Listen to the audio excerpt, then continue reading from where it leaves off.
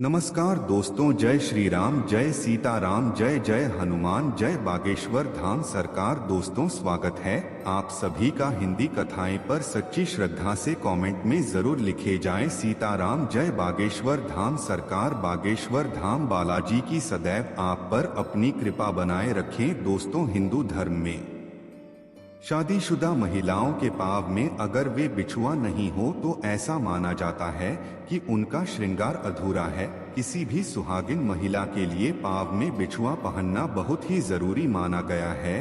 हिंदू धर्म में ऐसा माना जाता है कि महिलाओं के सारे श्रृंगार बिछुआ और टीके के बीच ही होते हैं, यानी बिछुआ महिलाओं के लिए आखिरी आभूषण होता है। महिलाओं के सिर पर सोने का टीका और पाँव में चांदी का बिछुआ इसके पीछे कारण है। कारण यह है कि सूर्य और चंद्र की कृपा पति और पत्नी दोनों पर ही रहे, दोनों का दाम्पत्य जीवन खुशहाल रहेगा। लेकिन क्या आप जानते हैं कि बिछुआ पति की गरीबी का कारण भी बन सकता है?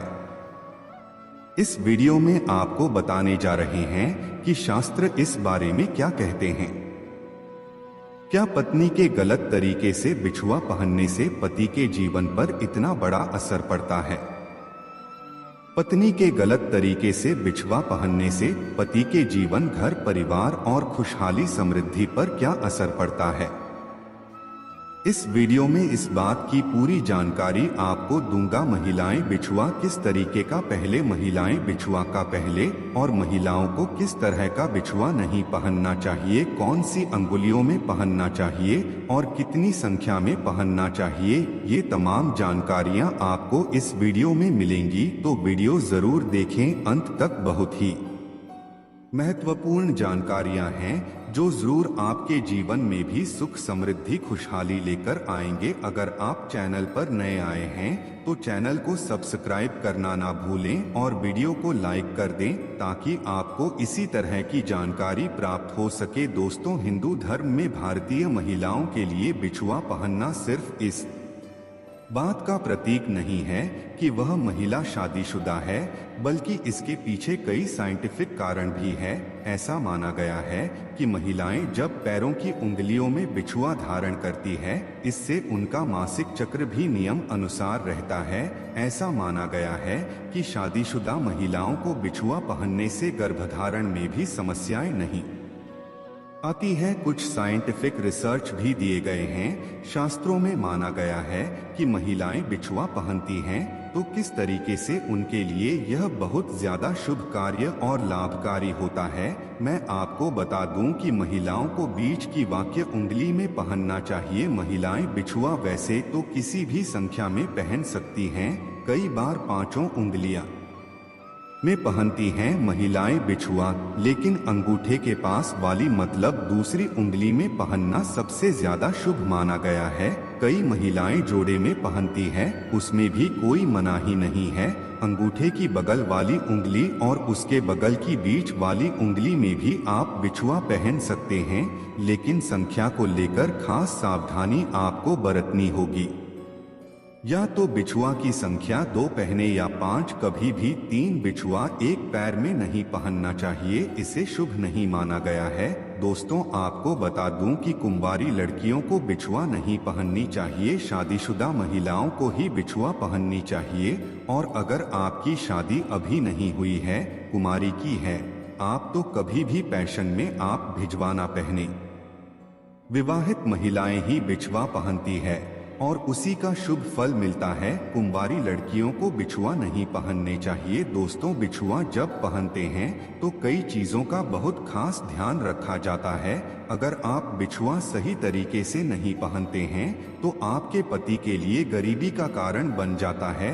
आपके पैरों का बिछुआ पहनने से पहले ध्यान दीजिए कुछ ऐसी बातें जो बहुत जरूरी है। महिलाओं को इस बात का खास ध्यान देना चाहिए कि बिछुआ वह केवल चांदी की ही पहने, भूल कर भी सोने की बिछुआ महिलाएं न पहले। पैरों में सोना नहीं पहनना चाहिए, इससे मां लक्ष्मी नाराज होती है। महिलाओं को अपनी पहली बिछुआ कभी भी किसी अन्य महिला को गिफ्ट में नहीं देनी चाहिए। ऐसा करने से गरीब और बीमारियों का सामना करते हैं।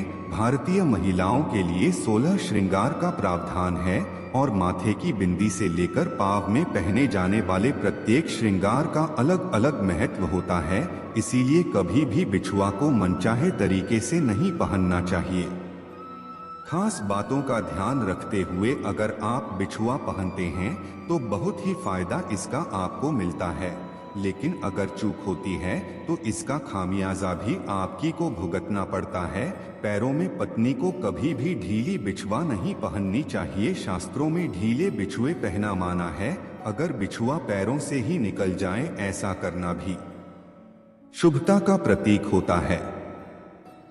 अगर आप घुंघरू वाले बिछुआ पहनती हैं, घुंघरू वाली अगर बिछुआ भी आपको मिल जाती है तो इसकी आवाज से माता महालक्ष्मी बहुत प्रसन्न होती हैं और ऐसे घरों में माता लक्ष्मी का वास होता है।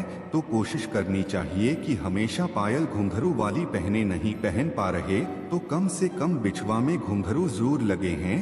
दोस्तों, छोटी छोटी बातें हैं, ये छोटी छोटी जानकारियां हैं, कई बार हमें होती भी है, लेकिन जाने अनजाने में हमसे गलतियां होती रहती है और खामियाजा हमें भुगतना ही पड़ता है। लेकिन हम अपनी अनदेखी में उसका खामियाजा भुगतते रहते हैं। तो छोटी सी बातें हैं, बहुत सरल उपयोगी जानकारी मैंने देने की कोशिश की है। प्रत्येक महिला के लिए जानकारी बहुत लाभकारी साबित होगी अगर वो इन बातों को मानती है। तो ऐसा जरूर करें, क्योंकि उनकी छोटी सी लापरवाही उन्हीं के परिवार के लिए, उन्हीं के घर की खुशहाली, सुख, समृद्धि, शांति के लिए एक कारण बन सकता है।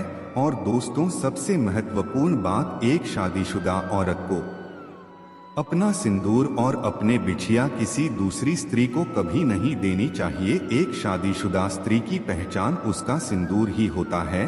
और हिंदू धर्म में कहा जाता है कि और जितनी लंबी अपनी मांग घटी है, उसके पति की उतनी ही लंबी होती है। इसके अलावा सामुद्रिक शास्त्र में जो 16 श्रृंगार बताए गए हैं,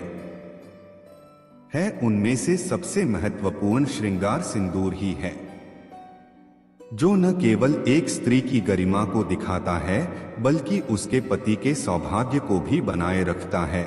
लेकिन आधुनिकता के चलते औरतें मॉडल बनने की होड़ में इस परंपरा को एक तरफ उठाकर रख दिया है। अब या तो महिलाएं अपनी मांग में सिंदूर लगाती ही नहीं है, या फिर टेढ़ी मेढ़ी मांग बनाकर उल्टा सीधा सिंदूर भरने लगी है और इसकी वजह से उनके जीवन में परेशानियां चलती रहती है। और फिर वह औरतें अपने भाग्य को और भगवान को दोष देती है। लेकिन आज का वीडियो देखने के बाद आप जरूर समझ जाएंगे कि हमारी ही गलतियां हमारे कर्मों का निर्धारण करती है और हम पर भारी पड़ती है।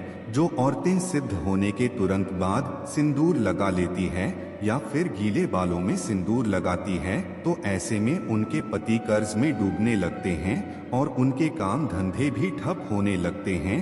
साथ ही आपको यह भी बता दें कि शास्त्रों के अनुसार गीले बालों में सिंदूर भरने से इसका प्रभाव महिलाओं के मन पर पड़ सकता है और उनके मन में बुरे बुरे विचार आ सकते हैं और ऐसा करने से पति पत्नी के रिश्ते में लड़ाई झगड़ा और परिवार में क्लेश हो सकता है।